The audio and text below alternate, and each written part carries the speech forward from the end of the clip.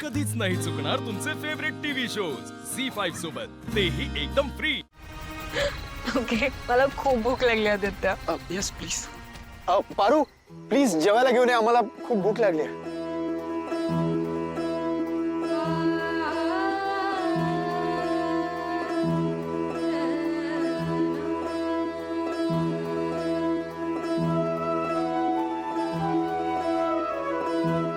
Thank you.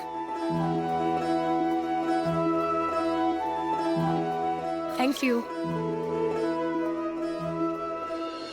Ahilya madam, तुम्ही तिकडे असायला हवं होतं. मला एवढी क्युरिओसिटी होती की तिकडे नेमकी काय घडेल की मी प्रीतम सरांनाच घेऊन गेले तिकडे. असा दोघांचा काही नेम आहे का? तुम्ही काहीही करू शकता. नाही नाही नाही नाही, ते सगळं ठीक आहे, पण प्रिया काय ग, काय घडलं तिथं ते तरी सांग. नाही, आम्हाला बोलवलं असतं तर आम्ही आमच्या डोळ्यांनी बघितलं असतं अनुष्कानी काय केलं काय नाही केलं. पण ठीक आहे, असू देत, हरकत नाही. तू सांग काय केलं अनुष्कानी. नाही नाही म्हणाली ना ती. आता मी माझ्या भाचीला बोलवून घेते. बोल. कशाला कोणी घेऊन जाईल तुला? जिथे जाशील तिथे काय बोलावं कसं बोलावं याचं काहीच तारतम्य नाहीये तुला. जिभेचा पट्टा सुरू झाला की सुरू. मोहन, आपल्याला सवय आहे की नाही? थांब जरा. प्रिया तू सांग, अजून काय काय घडलं तिकडे? अनुष्का आणि आदित्य सर दोघेच होते तिकडे आणि अनुष्काने एवढा सुंदर सेटअप केला होता ना की आम्ही दोघे बघतच राहिलो. अनुष्काच्या प्रपोजल मधली मला एक गोष्ट खूप आवडली. ते म्हणजे तिने घरातल्या सगळ्यांना सामावून घेऊन प्रत्येकाबद्दल स्वतःचं मत मांडलं आणि मग आदित्य सरांना विचारलं. आणि ज्या क्षणी आदित्य सर हो म्हणाले ना, माझा आनंद गगनात सामावेना. मी एवढी खुश झाले की मला कंट्रोलच झालं नाही की आम्ही दोघे जाऊन तिथे उभे राहिलो.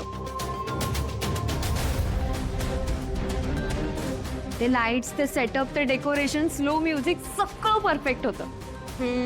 प्रिया, मला असं दिसतंय आदित्यपेक्षा जास्त आनंद तुलाच झालाय. प्रीतम, तुझ्या बायकोच्या अपेक्षा बघून ठेवा आत्ताच, नाहीतर तू माझ्या नवऱ्यासारखा आरसी कसायचास. दामिनी, त्यासाठी बायको पण तशी हवी ना. हो का? पुरे अहो, सगळं सुरळीत झालं ना. बस, अनुष्काच्या येण्यानंतर मी आदित्यच्या वागण्यातला बदल बघत होते आणि म्हणूनच मी एकट्यात अनुष्का समोर हा प्रस्ताव ठेवला. मला हवं होतं तसंच घडलं. श्रीकांत, आज मी खूप खुश आहे. गुड. अहिल्या मॅडम, आदित्य सरांसाठी ना अनुष्काच परफेक्ट आहे.